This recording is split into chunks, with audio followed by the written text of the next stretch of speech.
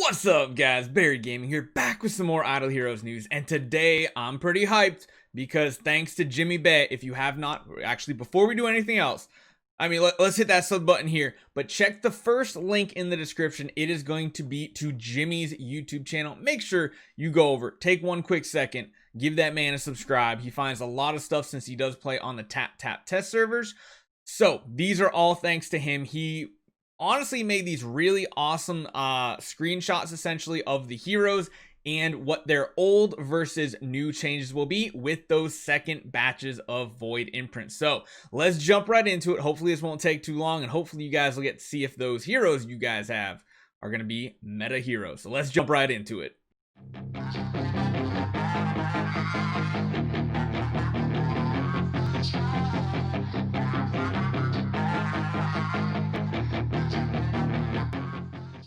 All right, so let's jump right into it. We're going to start with the light heroes. First one going to be Bellrain. So just so you guys know, we'll get the layout of this first. The top one, top left, is, I believe, on every one of these going to be the V1 enabling. The bottom one right below it, V2, then V3 top right, V4 bottom right. So let's jump into these. Now, again, this is Bellrain, so support hero. You're probably not going to want to actually do any Void Imprints on your supports just yet. Once you get like your main crew done, then maybe you can change it. But V1, increasing HP, attack, and heal effect. Sounds about right. Control immunity and damage reduction usually aren't affected by Void enables. V2 though, this is the basic attack, which is pretty strong, is going to be doubled. So healing is doubled here, and at the V3 is going from 400% attack to 800% attack. That is a lot of healing, and this is the bread and butter of Bellrain, is her death passive doing a lot of healing. Is going to do pretty much double healing, so that seems pretty strong. Her active is upgraded as well. Of course, it's going to deal more damage. Don't really care about that. Increasing attack by 10% more, speed by 10 more, heal effect by 10 more. So yeah, it's kind of an overall decent buffs. I mean, the V3 sounds strong, but again, who's gonna want a V3, a Bellrain, when you can do it to your damage dealer? So down the road could be very strong, could bring her back to the healing PvP meta, but as of right now, I don't think it's something you want to do. We will test it, of course. Next up is going to be Faithblade. So let's see. Ready for Reaping. V1 is basically going to make his basic do double damage. It's going from, well, not necessarily double damage, double the attack power. From 200% attack to 400% attack. That is decent. V2 is going to be increasing him to get 120 energy. And a lot of you guys might be thinking, what does it matter? If he's got full energy, he's got full energy. Well, every point over 100 energy that a hero gets before they release their active turns into skill damage. So that's nice bonus there. And increases holy damage. Not that great. V3 up here on the top right is going to be holy damage increase, speed increase, pretty much what we were expecting. No crit increase. Interesting.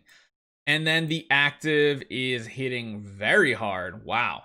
600% of attack against 2 enemies. This could make him usable in something like Aspen Dungeon again with a Punisher staff. But overall, I don't know. It's going to do extra armor ignoring damage and extra based on the target's lost HP. Although that part doesn't change. At least it's not written here. I don't know. Faithblade, that one's a toss-up. Not really sure how I feel about that one. Again, we will test a Void Imprinted V4 Faithblade on that. Next up is going to be the Dark Heroes with Aspen. So his passives, HP, attack, and armor break increase. His first passive, so this is his basic attack, 400% from 200. That is spicy. Dealing an extra percent, so 5% more of the enemy lost HP. After that, if the target is 40% or lower. Wow, so that's kind of big. The percentage of HP matters now. Is higher, essentially. Just 5%, but that's a big difference. And it'll deal 200% of the damage. That seems spicy. I imagine this 200% is for the 160% damage. The heal is going to be the same 100%. That basic sounds powerful. V3 imprint is going to be essentially giving him more attack, more crit chance, and restoring more health. So that's pretty much what we thought it would be. You'll get to damage reduction or control immunity 1 turn faster. That's kind of big.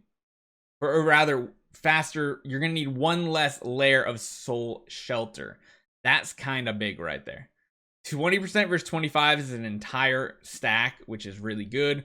More damage reduction as well at 5 layers, 35% damage reduction. And then the active is going to be, doubling it up again. 260% attack to 520. Same thing as the basic. The percent is going up and the HP target instead of 35% is going to be 40.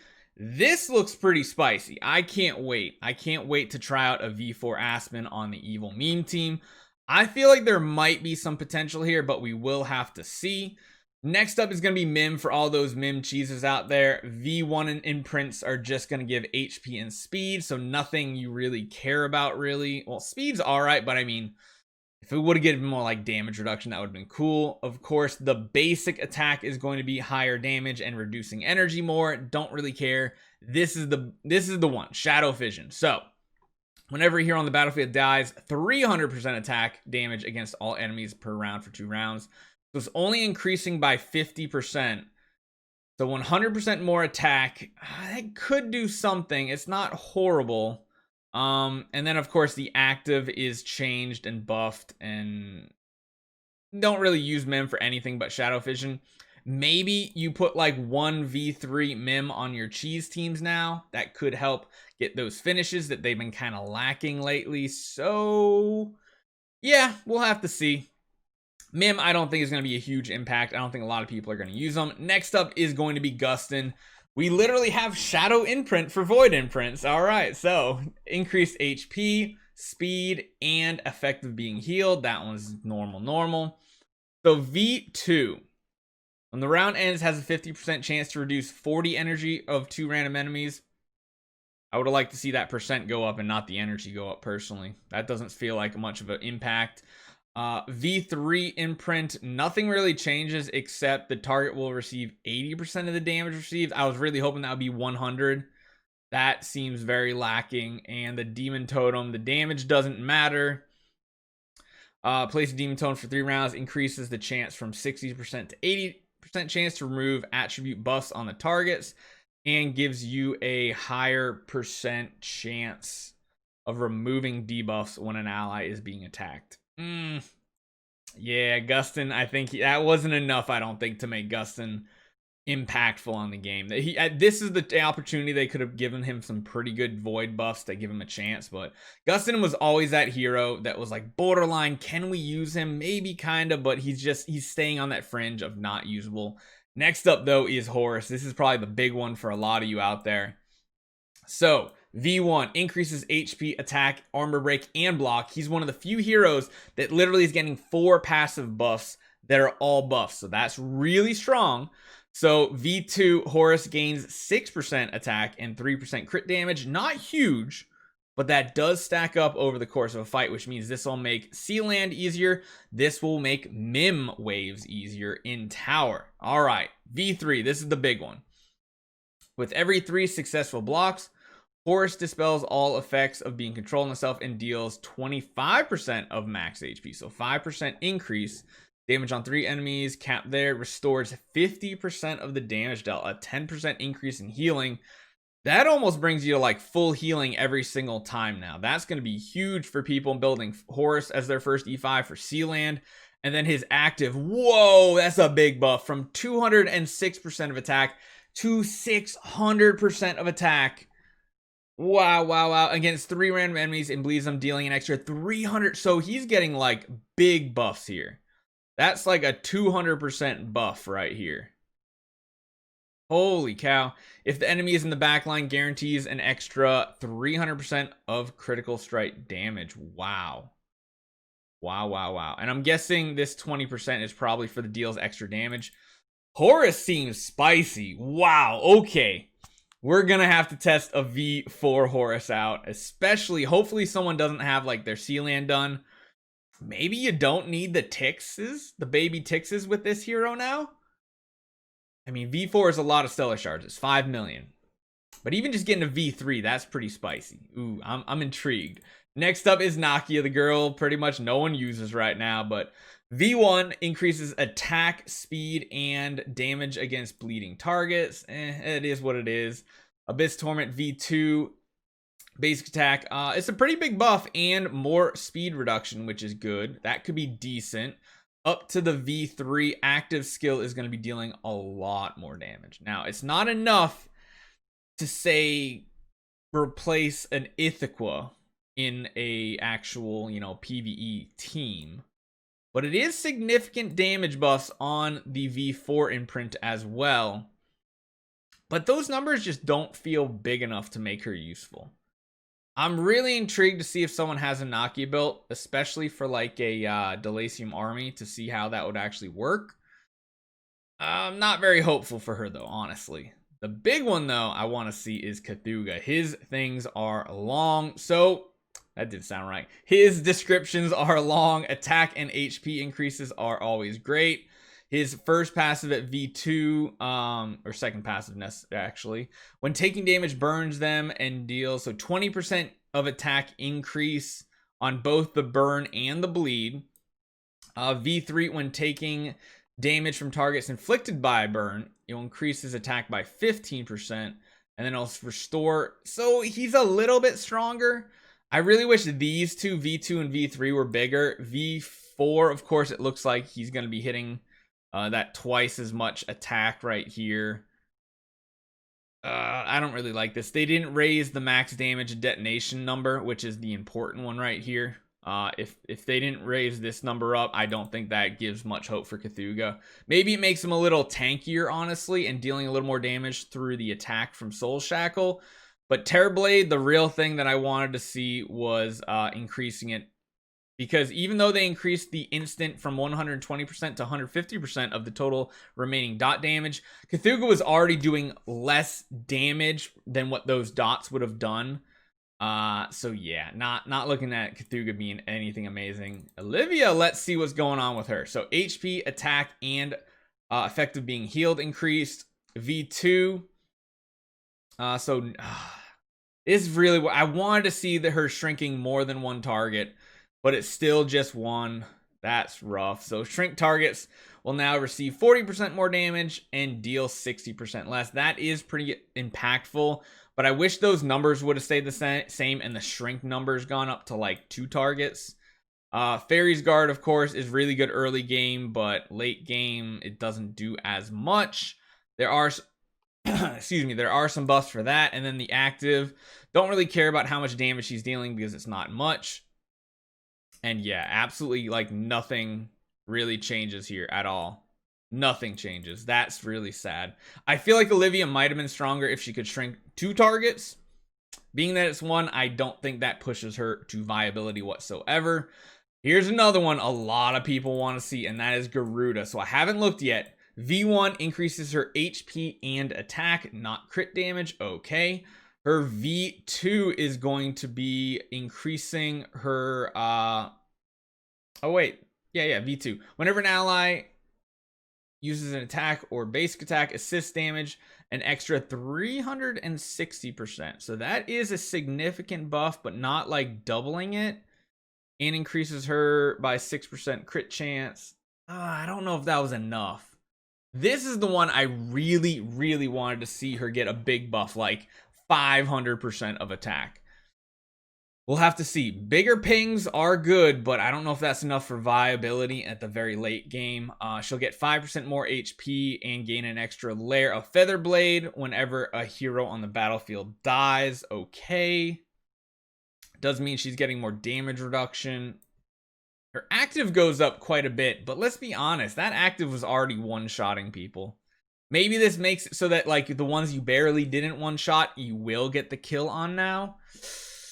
But that's not the buffs. I didn't want to see buffs to her active. I wanted to see buffs to her passive feathers, because I think that's where a lot more of her bonus damage would come from and supporting her other heroes on the battlefield. We'll have to see. We'll have to see on that one. Penny is another one that I think a lot of people were going to be interested in. More HP, more attack, and more precision. All right. V2 is going to make her basic attack deal 400% of attack. That's great and all, but You're not using her for her basic or for her active damage. You're using it for her big explosion, which is dependent on crit chance. Increases self 40% to 50% crit damage. Okay. The mark offsets 60% of the damage received from the active basic and then reflects it. So she'll be doing even more reflect damage. V3, this is the big one. Each crit deals extra 120% damage. Ew. I mean, that is good because let me take that back, because technically this crit damage isn't based off of attack percentage number. So when you see each crit deals extra 100% damage against all enemies, so that's based on the damage you're dealing with the basic and active. So I mean, I guess it does matter in a way. They are buffing this to an extra 20% of the damage dealt to all enemies, but again, we're not solving the root issue of Penny. That is, she has to crit or she does nothing. Because technically, if she crits with this right here, 900% attack, that is really, really strong. Really strong. That could probably proc Unbending Will at 100% HP. So it is good, but again, at the end of the day, it doesn't solve the root problem of Penny, and that is her crit chance. So is it going to improve her? Yes. Is it going to make her more reliable? Definitely not. It could make her more viable in Aspen Dungeon, though, which would be pretty cool. And of course, when she does crit in Sealand, she'll crit for a lot of damage. So Shia, we're going to go over this one real quick. No one builds her. No one uses her. More attack, more block, more speed. When she releases her skills, she'll be doing more damage. Yeah, bleed will be stronger. Each basic attack will restores, yeah, more HP. I mean, it's big numbers here, but I don't think it's anything that will make her viable, honestly, just because, I mean, even when she first got her rework, she didn't really make much of an impact. That is a lot of damage, though. These buffs are big, so if someone does have a Shia that has not made a sword flash, it would be cool to test out, but I'm not really hopeful. And that does bring us to the end of all the reworks. Not really reworks, Void Imprint buffs.